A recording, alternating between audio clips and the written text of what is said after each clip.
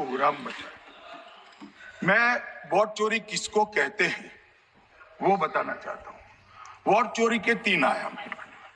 एक तो मतदाता नहीं है, मतलब योग्यता नहीं है, और आप वोटर बन जाते हो तो वोट चोरी माना जाएगा। दूसरा, आप गलत प्रकार से चुनाव जीतते हो तो वोट चोरी माना जाएगा। और तीसरा, जनादेश को डिफाई करते हो, मतलब वोट के विपरीत आप कोई पद प्राप्त कर लेते हो तो भी एक प्रकार से वोट चोरी होता है। अरे सुनो ना, क्यों जल्दबाजी करते हो मानिकम? क्यों? अब मैं 3 वोट चोरी की घटनाएं बताना चाहता हूं। सबसे पहली घटना हुई आजादी के बाद, देश का प्रधानमंत्री तय करना था। तय कौन करना था?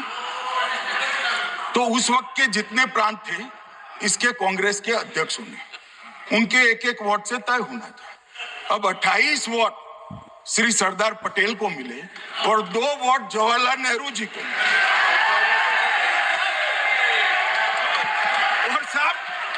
और साहब प्रधानमंत्री जवाहरलाल जी बने।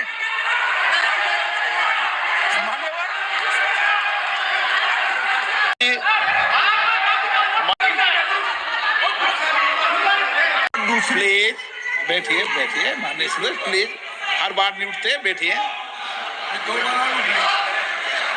प्रकार की वोट चोरी और नैतिक तरीके से चुनाव जीते, ऐसी वोट चोरी भी भूतकाल में एक बार हुई थी। श्रीमती इंदिरा गांधी रायबरेली से चुनी गई। इलाहाबाद हाईकोर्ट में श्री राजनारायण पहुंचे कि चुनाव नियमों के अनुसार नहीं हुआ।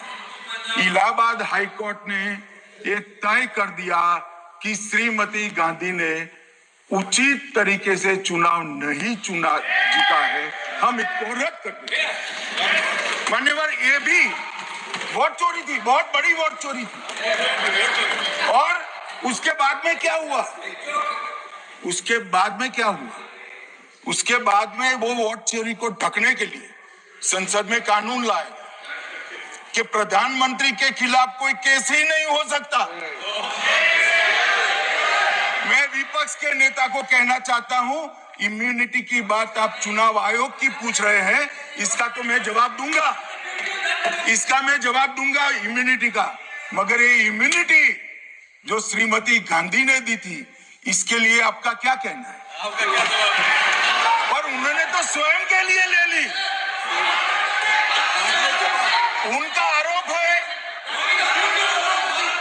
प्लीज ऐसे नहीं चलता मान्यवर, आप जब बोले, जब 5-5 मिनट उठेंगे क्या? ये मान्यवर, उनका आरोप है। आप भी बोले नो, गलत। 1-1 मिनट में सदस्य नहीं उठेगा ना। मान्यवर, उनका आरोप है कि सरकार ने बनाया तो लोकतंत्र ने बनाया, तो जो समय का केस था वो बताया है, आगे का तो मोदी जी को भी सब लोगों ने प्रधानमंत्री बनाया है भाई, आपकी कृपा से नहीं बने हैं। मान्यवर,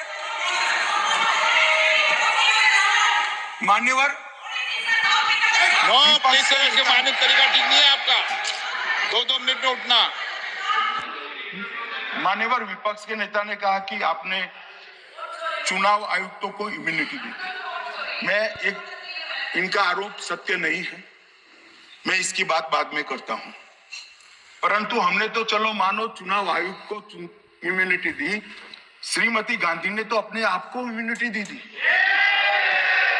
और फिर जब ये संवैधानिक सुधार के वायरस चैलेंज हुए तो वो केस जीतने के लिए 2, 3 और 4 नंबर के सर्वोच्च न्यायालय के जज को बाईपास कर 4थे नंबर के जज को चीफ जस्टिस बनाया और वहां केस भी जीत लिया।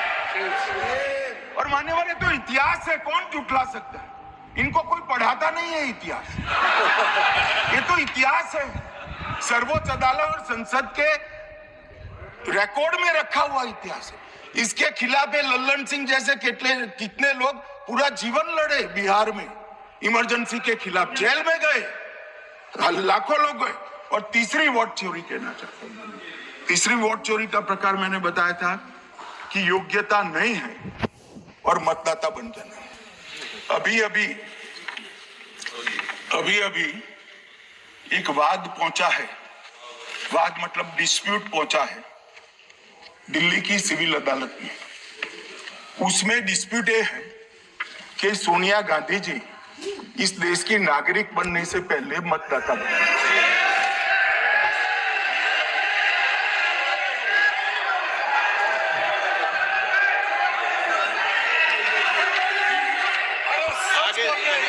आगे सुनो, बोल क्या रहे, पूरी बात तो सुनो। मान्यवर,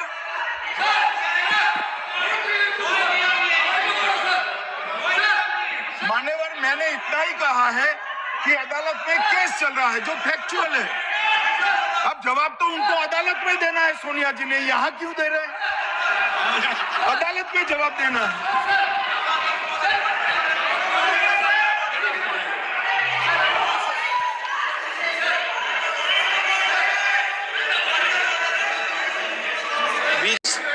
Voting on that 80 said that Ross Avenue Court dismissed that case without, there is no substance in that case. Okay. After that, the same question, Gandhi not even voted in that election. I am challenging Home Minister. Okay. Sonia Gandhi not even voted that election. Can you prove it? Can you prove it? Sir, misleading statement a Home Minister doing. एक minute बैठिए। देखिए माननीय सदस्य, 2 दिन से मैं चर्चा को सुन रहा हूं और 2 दिन से चर्चा को सुन रहा हूं और 352 आपने भी पढ़ा है, मैंने भी पढ़ा है, ठीक है ना। कई बार इधर से भी उधर से भी इस विषय को कई बार बोला गया है। जब डिबेट चलती है उसके संदर्भ में कई विषयों को बोला जाता है, ठीक है ना। और इसीलिए सुनिए बात, माननीय गृह मंत्री जी ने, आपने आधी बात सुनकर हर 2-2 मिनट में उठने लगोगे, ऐसे चर्चा नहीं होती। आप उनकी पूरी बात को सुनिए, क्या संदर्भ था। उन्होंने कोई फैसला नहीं दिया है, उन्होंने एक जानकारी जो आई है वो जानकारी सदन के पटल पे रखी है। अब मुझे सुनिए तो, अब आपने एक मुद्दा खड़ा किया, मुझे जवाब तो देने दीजिए। मान्यवर, मैंने कुछ ऐसा नहीं कहा, मैंने सिर्फ इतना कहा है कि एक वाद दायर हुआ है दिल्ली की अदालत में। मैंने कोई कंक्लूजन नहीं कहा, मैंने कहा कंक्लूजन का, मैंने कोई कंक्लूजन नहीं कहा। कंक्लूजन तो जब उनका नोटिस का जवाब वो दे देगी तब अदालत देगी, तब फिर से बताऊंगा मैं। मगर अभी तो मैंने सिर्फ इतना कहा है कि वहां एक केस रजिस्टर्ड हुआ है जिसमें श्रीमती गांधी को नोटिस इश्यू किया है। इसमें इतने लाल पीले होने की जरूरत क्या है? मान्यवर, हम सबका साझा दायित्व है, हम भी विपक्ष में बैठे, हम चुनाव जितने जीते हैं इससे ज्यादा हारे हैं। हम लोगों का तो एक प्रकार से पौना जिंदगी ही विपक्ष में ही चला गया, चाहे राज्य हो या केंद्र हो। कई चुनाव हमारे, हमने चुनाव आयुक्त और चुनाव आयोग पर कभी आरोप नहीं लगाया। एक नया पैटर्न खड़ा, एक नया पैटर्न। मैं पूरा वाक्य नहीं बताना चाहता। श्रीमती ममता बनर्जी ने चुनाव आयोग पर आरोप लगाए, स्टालिन जी ने लगाए, बीडी सतीशन जी ने लगाए, श्री राहुल गांधी ने लगाए, मल्लिकार्जुन खड़गे जी ने लगाए, तेजस्वी यादव जी ने लगाए, अखिलेश यादव जी ने लगाए, वी शिवन कुट्टी ने लगाए, हेमंत सोरेन जी ने लगाए, भगवंत मान जी ने लगाए। अब पहले तो ऐसी परंपरा सिर्फ कांग्रेस पार्टी में थी, मगर संपर्क का दोष कहता होता है साहब, ये सारे इंडिया अलायंस वाले चुनाव आयोग के खिलाफ आते। मान्यवर, चुनाव आयोग एक तटस्थता से चुनाव कराने वाला संस्थान बनाया गया और इसकी मान्यता कोई पॉलिटिकल पार्टी ने नहीं दी। भाग और अनुच्छेदों के तहत हमारे संविधान ने दी और ये संवैधानिक प्रक्रिया है। इस संवैधानिक प्रक्रिया पर सवाल खड़े कर अनर्गल आरोप कर आप पूरे चुनाव आयोग की एक प्रकार से पूरे दुनिया में इसकी छवि को धूमिल करने का काम कर रहे हैं। आपको लगता है कि आप सरकार की छवि धूमिल कर रहे हैं? ना जी, आप पूरी दुनिया में भारत के लोकतंत्र की छवि को धूमिल। मान्यवर सरकार का तो इतना ही सवाल है, मान्यवर सरकार का तो इतना ही सवाल है कि भारत के मतदाता क्या सोचेंगे, मगर मतदाता का सोचने का सवाल नहीं है। मतदाता को तो मालूम है कि हमने तो वोट दिया है इसलिए चुनकर आए हैं, तो उसके मन में कोई डाउट नहीं है।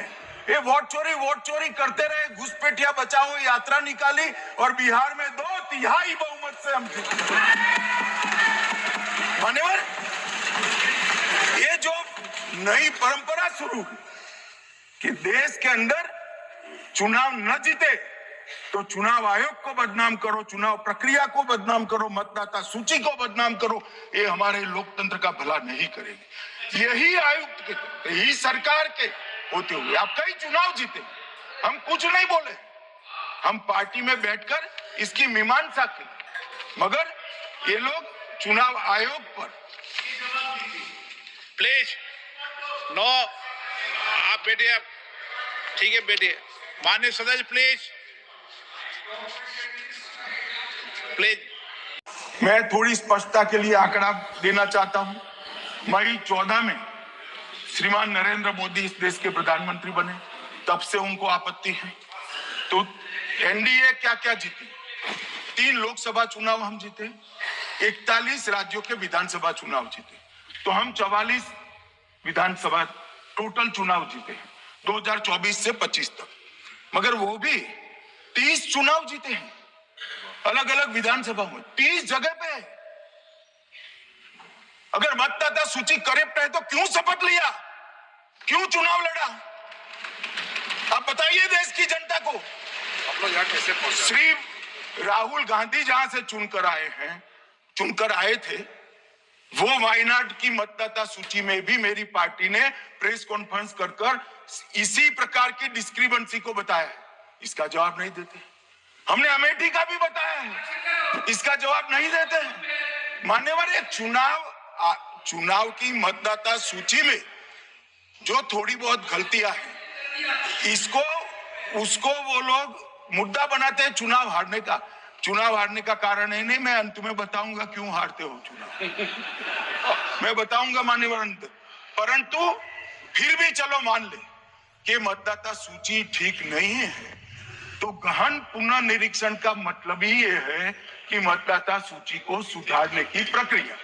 अब इसमें आपके बीएलए सहयोग नहीं करते हैं, आप उसका बहिष्कार का ऐलान करते हो, आपकी राज्य सरकारें जहां है वो मदद कम करती है, तो कैसे मतदाता सूची का शुद्धिकरण होगा? जो आपकी डिमांड है वो ही चुनाव आयोग कर रहा है। आपकी डिमांड है कि मतदाता सूची ठीक हो, वो चुनाव आयोग कर रहा है, मगर हुआ क्या है मान्यवर मालूम है? इनको अब अगर प्रेस में कोई पत्रकार उनको पसंद ना आए ऐसा सवाल पूछते हैं तो तुम बीजेपी के एजेंट हो ऐसा कहते हैं। मान्यवर, सवाल जो भी हो उसको लेना चाहिए। मान्यवर, पत्रकार कभी बीजेपी का एजेंट नहीं होता है, मगर आप अगर ऐसा मानते हो कि लोकतंत्र में आपको पसंद आए ऐसे ही सवाल पत्रकार पूछे तो ये नहीं हो सकता। इमरजेंसी नहीं है भाई, इमरजेंसी नहीं है। मान्यवर, एक प्रेस में कोई सवाल पूछता है तो कहते हैं बीजेपी के एजेंट को, केस आते हैं तो जज पर आरोप कर देते हैं, चुनाव हारते हैं तो ईवीएम पर आरोप करते हैं, ईवीएम की दलील अब गले नहीं उतरती तो वोट चोरी का मुद्दा लेकर आए, वोट चोरी का मुद्दा लेकर पूरा बिहार में यात्रा निकाली, फिर भी हार गए। अब हारने का कारण आपका नेतृत्व है, ये हारने का कारण ईवीएम और मतदाता सूची नहीं। और अगर ये मानते हैं मान्यवर, अगर ये मानते हैं कि इनको कोई पूछने वाला नहीं है, भगवान करे मैं गलत पड़ जाऊं, कांग्रेस के कार्यकर्ता इनका हिसाब मांगेंगे। एक दिन कांग्रेस के कार्यकर्ता इनका हिसाब मांगेंगे कि इतने चुनाव कैसे हार गए। मान्यवर, कोई कोई जज आजादी के इतने साल में नहीं हुआ है मान्यवर कि कोई जज एक जजमेंट दे तो जज के खिलाफ इंपीचमेंट लेकर आते हैं। अपनी वोट बैंक को एड्रेस करने के लिए इंपीचमेंट लेकर आते हैं मान्यवर। और ये सारे ने तो साइन कर दिया, साथ ही साथ उद्धव जी ने भी साइन कर दिया। उद्धव जी, जजमेंट क्या है? एक पहाड़ी पर मान्यता है कि हाँ सबसे ऊपर दिया जलाया जाए। मान्यवर, एक वोट बैंक को संभालने के लिए एक हाईकोर्ट के जज के सामने इंपीचमेंट लेकर आए हैं। देश की जनता उनको मदद नहीं करे। के बाद 2014 के बाद, अरे दादा ये भी बैठ गया, बैठ जाओ। मान्यवर, 2014 के बाद हारने की परंपरा शुरू हुई। हारने की परंपरा शुरू होने के बाद हाँ जीते ही है, मगर हारने की भी परंपरा हुई है। मान्यवर, हारने की परंपरा शुरू करने के बाद इन्होंने सबसे पहले ईवीएम को निशाना बनाया। आज मैं आपके माध्यम से सदन को और सदन के माध्यम से देश की जनता को बताना चाहता हूं, ईवीएम कौन लेकर आया इस देश में? मान्यवर, कौन लेकर आया? 15 मार्च 1989 को जब राजीव गांधी इस देश के प्रधानमंत्री थे, तब ईवीएम लाने का कानूनी बदलाव किया गया था। सुन लो, अब राजीव गांधी के ईवीएम के कानून का भी विरोध कर रहे हैं। मान्यवर, इसके बाद में, अरे सुनो ना क्या प्रक्रिया हुई। इसके बाद में ईवीएम के खिलाफ किसी ने याचिका करी। इस देश की सर्वोच्च न्यायालय के 5 जजों ने बैठकर ईवीएम के कानूनी बदलाव को 2002 में उचित ठहराया। राजीव गांधी को भी नहीं मानते, सर्वोच्च अदालत को भी नहीं मानते हैं। फिर 98 में मध्य प्रदेश, राजस्थान और दिल्ली, इसमें सिर्फ 16 विधानसभाओं में इसका ट्रायल लिया गया। कितना केयरफुल है ये भी बताता हूं। बूढ़ा बैठो, ये भी कितना केयरफुली चुनाव आयोग आगे बढ़ा है। मध्य प्रदेश, राजस्थान और दिल्ली, ये राज्यों की सिर्फ 16 विधानसभा में इसका ट्रायल लिया गया। हर प्रकार से चेक कर ईवीएम का उपयोग सबसे पहली बार पूरे देश में 2004 में हुआ। 2004 का महत्व है माननीय, सबसे पहले 2004 में हुआ। पूरे लोकसभा चुनाव हमारे समय में ईवीएम का उपयोग हुआ। लाए राजीव गांधी, वहां से लेकर 2004 तक। और 2004 के चुनाव में कौन जीता भाई? वो जीत गए। उस वक्त ईवीएम की चर्चा बंद। 2009 का चुनाव हुआ, पूरा ईवीएम से हुआ, ये जीत गए। चुप्पी साध ली। 2014 में सब हम जीते तो कौ चालू कर वो सरकार बचे। मान्यवर, ये क्या है? जब कानून आप लाए, मशीन आपने इंट्रोड्यूस किया, चुनाव आप पहला जीते मशीन से, दूसरा चुनाव जीते, मौत से 10 साल राज किया और हार गए तो फिर रोते हैं। मान्यवर, देश की जनता मानती है इसको। और दूसरी बात, जब चुनाव आयोग को भी लगा कि सच्चे झूठे आरोप होते हैं, तो इस पर रिसर्च की एक प्रक्रिया हुई। मानिएगा 5 साल रिसर्च के बाद वीवीपीएटी की इंट्रोडक्शन हुआ। ये वीवीपीएटी क्या है? मैं जब वोट दबाता हूं तो समझ गए दादा, धन्यवाद। मान्यवर, मैं जब वोट दबाता हूं तो मैंने कमल के निशान पर वोट दबाया, तो पास में एक पर्ची निकलती है कि आपका वोट कमल के निशान पर रजिस्टर हो गया है। फिर भी आरोप हुए कि पर्ची और ये दो अलग होते हैं। तो चुनाव आयोग ने निर्णय किया कि 5% ईवीएम और वीवीपैट के परिणाम कंपेयर होंगे। तो मशीन खुला, इसमें 396 वोट मिले, तो वीवीपैट में कितने वोट मिले, तो 396 है या नहीं है, ये 5% मशीनों में मिलता है। मान्यवर, मैं आंकड़े लेकर आया हूं चुनाव आयोग को पूछकर आज कि कितने वीवीपैट और मशीन का मिलान नहीं हुआ। आज तक 16,000 मशीन और वीवीपैट का मिलान हुआ है, एक भी वोट का बदलाव नहीं।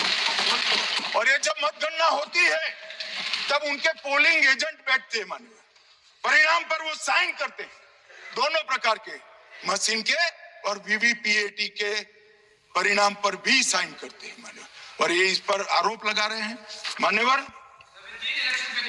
अब ये कह रहे हैं कि उस वक्त वाईफाई नहीं थी। सबसे पहली बात 2004 में वाईफाई आ चुकी थी, मगर फिर भी चलो मान लो, आरोप लगाते गए।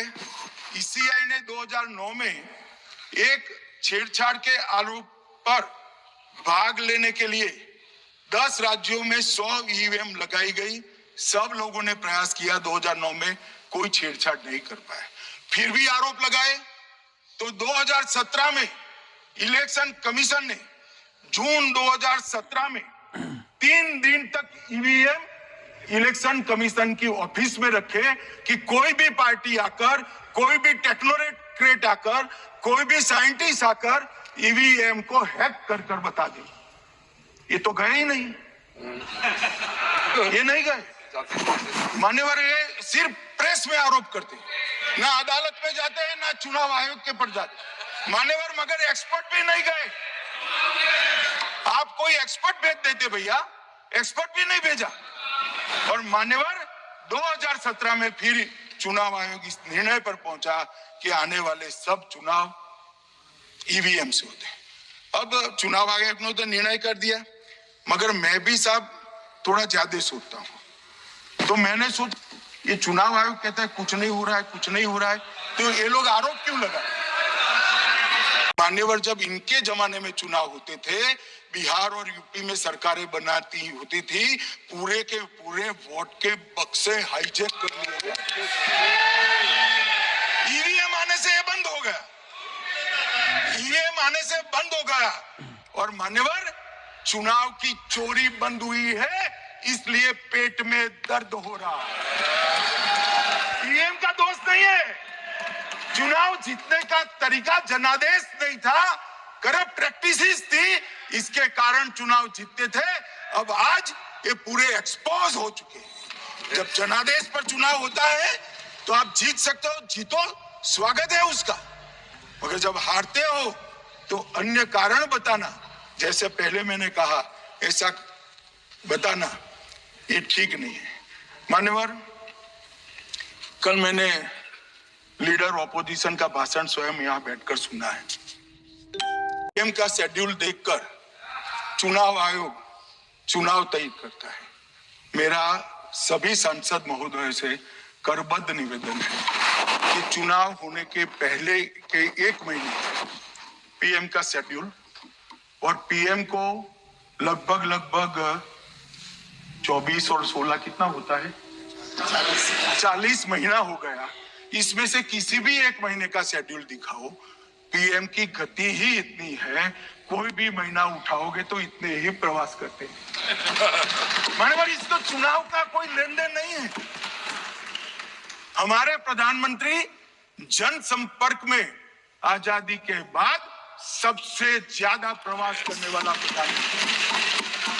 और मैं जानता हूं साहब, मैं जानता हूं नरेंद्र मोदी जी को 2001 से मैं बता सकता हूं, एक भी दिन की छुट्टी नहीं, एक भी वैकेशन नहीं, लगातार जनता का काम करना।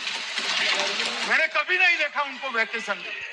कई बार इनका अनुकरण करने का प्रयास करते हैं तो बीपी बढ़ जाता है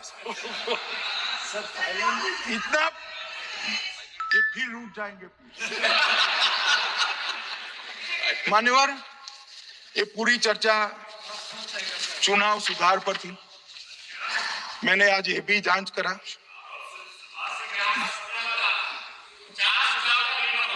सुनो ना, जरा धैर्य रखो भाई। मान्यवर, मैंने आज सुबह चुनाव आयोग के वहां जांच कराई। जांच मतलब कोई गोपनीय चीज नहीं पूछी है, आप इसका इशू मत बने। मैंने ये पूछा कि चुनाव सुधार के लिए मई 2014 के बाद कौन सी पार्टी से कितने आवेदन आपको मिले, क्योंकि चुनाव सुधार जो करना है इसकी प्रक्रिया क्या है।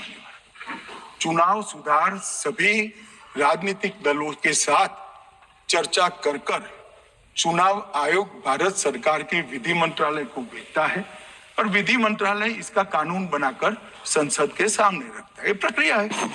तो मैंने सोचा कि इतना बड़ा हो हल्ला हुआ तो ढेर सारे चुनाव सुधार कांग्रेस पार्टी ने दिए होंगे, तो मैं जरा उसका पूछा कर दूं, लगे हाथ तो इसकी भी बात कर लूं, इसमें गोपनीय क्या है। तो मैंने पूछा तो साहब मुझे एक रहस्य मालूम पड़ा कि आज तक मई 2014 से चुनाव आयोग को एक भी चुनाव सुधार का सुझाव कांग्रेस पार्टी से नहीं। मान्यवर मान्यवर मैं जवाब पूछोगे क्या?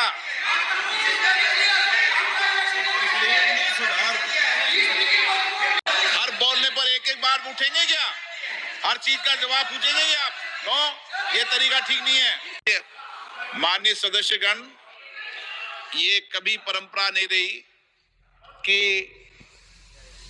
सत्ता पक्ष और प्रतिपक्ष का कोई भी मान्य सदस्य कभी बोल रहा हो तो हर विषय पर बैठे बैठे टिप्पणी करना या हर विषय पर खड़े होकर सवाल पूछना, ये परंपरा कभी नहीं रही। आपने भी भाषण दिया आज, आपको कोई ने बीच